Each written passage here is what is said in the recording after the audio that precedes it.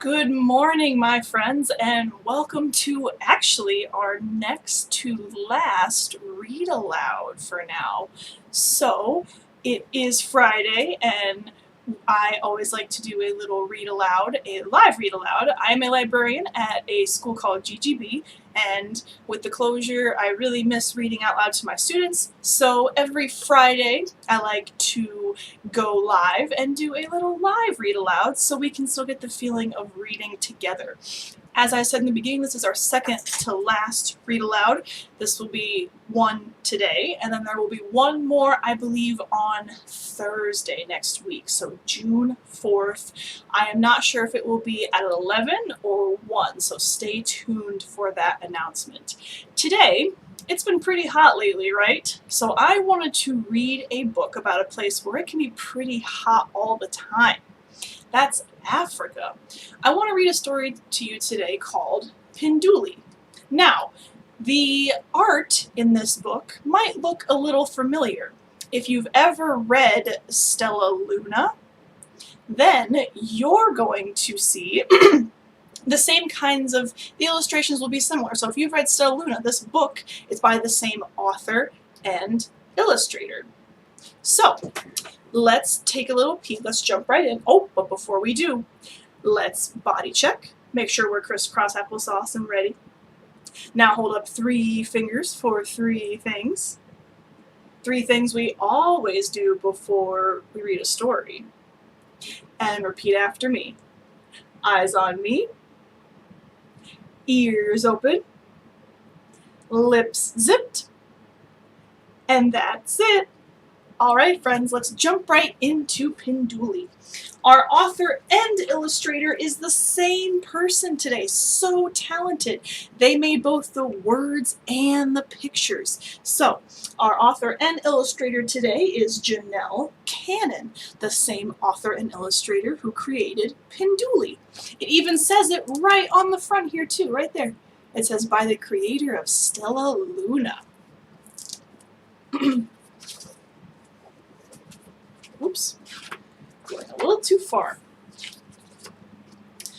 The sun was low in the East African sky. The animals had been sleeping all through the hot afternoon, and now they began to stir. Whew. It's been pretty hot. I've wanted to nap too lately.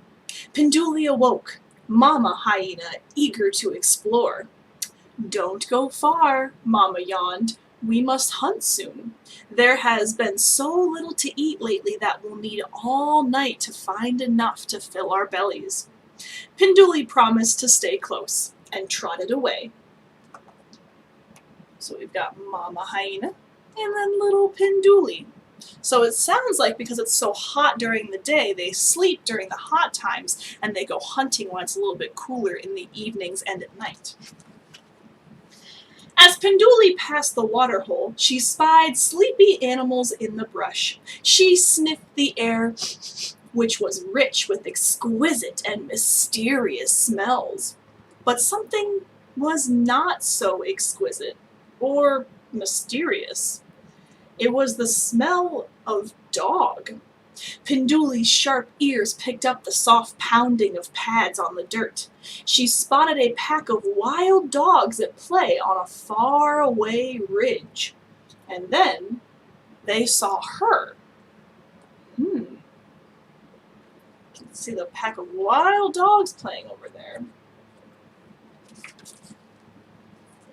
The leader dashed toward Pinduli. The others trailed behind and yelped, "Watch out, dog! It's a hyena!" "Just a shrimpy one," Dog scoffed, coming closer. "If I didn't have all this stripy fur, those ears would make me think this was a baby elephant." The pack erupted into wheezing laughter and galloped away, tongues lolling. Oh. They're making fun of Pinduli for her ears. Aren't their ears pretty big too, though? Look at them. Pinduli had never given a thought to her ears. Were they really so big? She let them fall flat against her head. Plip, plop. I can hardly hear now, Pinduli thought, but she kept her ears down. Oh, so embarrassed by her ears that she'll keep them down even though it keeps her from hearing. A rumbling voice came from the shrub. Pinduli whirled around. A lion! The little hyena poofed her mane and suddenly looked twice her size. Wow! So she poofs up her mane to look really big. She was sure that she was mighty fierce, but Lion just calmly looked to her, up and down. Then he leaned his old scarred face nearer and said, "That prickly fringe hardly becomes you, young lady." Pinduli's mane flopped as she hurried away. She had never given a thought to her coat. Was it really so straggly? So all these animals are saying things about how Pinduli looks. That's making her feel a bit uncomfortable. Pinduli circled back to the water hole, waded into the pool, and let the water soak her fur. She figured that when the water ran off, her coat would lie flat. No more prickly fringe. Zebra and two friends strolled over, their brown eyes glinting at the sight of the soggy little hyena. What do you think glinting might mean? They're kind of staring at her. She tried to lower herself deeper into the water and disappear, but she was too late. Uh-oh.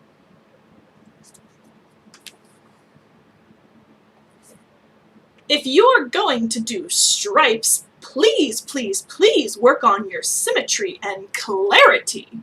Good grooming, not soaking, will take some of that unpleasant haziness out of your patterns, whined Zebra. Then the three tossed their heads, dipped their lips into the water, and drank. So now these zebras are commenting on how messy Pinduli's stripes seem to be. Do you think she can help the way her stripes grew into her fur? No, she can't. But do you think what the zebra said is going to upset her?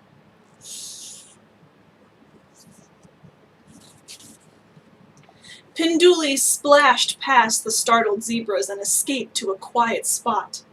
Were her stripes really so disorderly? That means messy. Didn't Mama Hyena always say she was the most beautiful hyena ever? She rolled and rolled in the pale dust which stuck to her wet fur. Soon her soft stripes had completely vanished. Oh my goodness. Pinduli's changing herself just to make others happy. How does that make you feel? Would you change things about yourself just to make other people, or animals in this case, happy? Ears pinned, coat flattened, and dusted to a pallid gray, Pinduli wanted nothing more than to go home, hoping no one would notice her. I'm really in trouble now, she worried. I've been gone a long time, and Mama gets awfully cranky when she's hungry. And if you've noticed, under the words on every page, we've seen what Mama's been doing while Pinduli's been coming across the different animals. My goodness, she looks completely different. As she headed back to the rocky den, she saw lion, zebra, and dog, along with his rowdy pals, hanging around the water hole. A few wildebeests were there too, for an evening drink. My, it's busy out here tonight, thought Pinduli, edging away from the others. No luck. The animals turned to see who was coming. Their jaws dropped. Their eyes bulged. That means they got really big. Pinduli looked around wildly. What did they see? What do you think it is? "A ghost!" the animals screamed. "An evil spirit is upon us!" They jumped and ran. "Where? Where?" cried Pinduli as she raced behind them. Feet pounded and dust flew, and no one answered. "A ghost? Do you see a ghost? Where is it?" The terrified crowd tore through thorny brush, over craggy stone, and, horrified, found themselves at a dead end in a small canyon. They screeched to a halt, huddling closely as they turned to face their worst fear. Oh my goodness, who's the ghost? It's Pinduli. After everything she did to her fur, they think she's a ghost.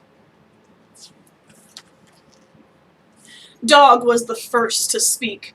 "Oh, great spirit," he howled, "you've come for me, I know it, because I made fun of a young hyena's ears." All eyes were on Pinduli. "Ah, so I'm the ghost," she thought. "I'd better get in character before they recognize me." "Go on, dog," said Pinduli in a slow, deep voice. "The spirits want to know why you would commit such a hideous, awful, atrocious crime." Dog's voice quavered. That means it shook. "I don't know. I guess I was still mad at Fennec Fox for calling me a butterfly head." Why do you think Fennec Fox called Dog a butterfly head? Because of his really big ears. So because he got called a name, he thought he would feel better if he called somebody else a name. Will that fix the problem? You're right. The lion joined in. "Please spare us your wrath. I too have spread discord by insulting a young hyena's mane. But Vulture called my own mane a mange."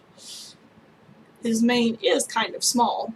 Pinduli nodded sagely. That means she nodded very wisely.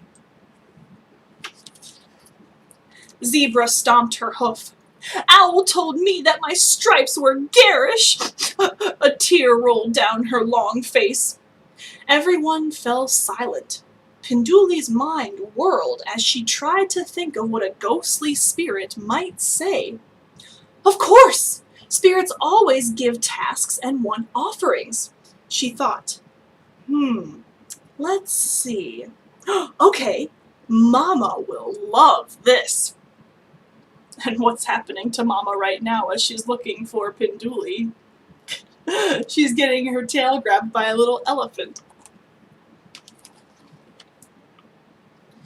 "In order to appease bad spirits, you must find your tormentors and make peace," Pinduli called out with authority. "And always leave a bit of every meal as an offering. If you do this, I shall never return." She turned and glided away on her tiptoes, trying her best not to smile. "Thank you, called the creatures. "We will do as you say." Once out of sight, Pinduli raced home.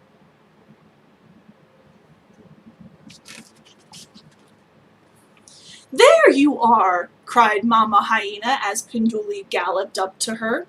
"You look awful." Pinduli was so glad to be home again. It was worth getting in trouble. She didn't even mind the 5 baths it took to get the dirt out of her fur. In fact, it took all night to get Pinduli looking like a beautiful hyena again. "I was worried sick. I went looking everywhere for you," said Mama Hyena as she helped smooth Pinduli's coat. "Now that you're all straightened up, we've got to get out and find something to eat. It's already morning, and I'm sure you are as ravenous as I am." What do you think ravenous means? Very hungry, yes. Pinduli's stomach growled. That very morning, dog, lion, and zebra searched the wide savannah until they found fennec fox, vulture, and owl. "We have come here on the order of the Great Spirit," Dog announced. "We must find out why you were so rude to us." Fennec Fox, this one right here, spoke up. I guess I was having a bad day. Serval Cat said I looked like a little fuzzy bat without wings." He nodded to Dog. "Your ears really aren't so bad." Vulture ducked his bald head. "Marabou Stork called me Moonscape, so I got mad and made fun of Lion." Owl moaned. Adder said my feathery stripes looked more like scribbles. "Let's go and find those three and get to the bottom of this," said Dog. So everybody was being mean to everybody else because of something that was said to them that also wasn't so nice. So it kind of spreads out like fire or the roots of a tree. If you say something mean to somebody that upsets them, then they might get angry and sad and then say something mean to somebody else. So if somebody's mean to you, being mean back to them or being mean to somebody else isn't going to fix the problem. The oddball crowd went searching and found Serval, Marabou, and Adder. "We've come here on the order of the Great Spirit," they declared. "Uh-oh, I'm in trouble for laughing at Owl's stripes," hissed Adder. "Miss Zebra, do you remember when I said your stripes were dull?" mumbled Zebra. Marabou stepped forward on his stilt-like legs. So he's down here. We can't see his legs, but he's got really skinny legs. "The lion told me that the glare on the sun on my head hurt his eyes." "Sorry," rumbled the big bald cat. Then Dog blurted, "Oh dear, Serval, please forgive me." Serval's amber eyes squinted at Dog. "You mean for the time you said that the wind might pick me up by my giant ears and blow me away?" he said. "Yep," Dog yipped. "Who am I to be talking about ears?" He pranced about, flopping his big ears like wings of a butterfly. Serval burst out laughing, and everyone, including Dog, joined in. So it was all kind of like a circle of them being mean to each other. They started saying mean things, and then other people said more mean things, and it just kept going and going. But thanks to Pinduli and pretending to be the Great Spirit, they all went and apologized. From that day on, things began to change for Pinduli and her mother. Instead of spending hours hungrily scrounging for meager meals, they found delicious treats everywhere. "Look! Again! Eggs, fish, fruit! It's a miracle!" exclaimed Mama. As Pinduli tasted a sweet berry, she said, "The Great Spirit must be smiling upon us." Mama Hyena looked at her grinning daughter. "Wait a minute. Did you have something to do with this?" Laughing and feasting, Pinduli told her the whole story. "You're not only the most beautiful hyena ever," said Mama. "You're the smartest hyena ever."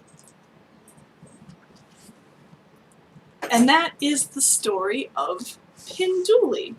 So friends, whenever you feel upset, think about what the words you might say to somebody might make them feel. And if somebody's mean to you, will being mean back to them or being mean to somebody else fix it? No. It might make you feel better for a minute, but not for long. So that was our read aloud of Pinduli. I really hope you enjoyed it. A great title by Janell Cannon, the author and illustrator of Stella Luna, another great story with a good lesson. So I will be back on Thursday, June 4th, I believe, either at 11 or 1. Stay tuned for the time. Until then, everyone, make sure you're washing your hands and stay safe. I will see you next time.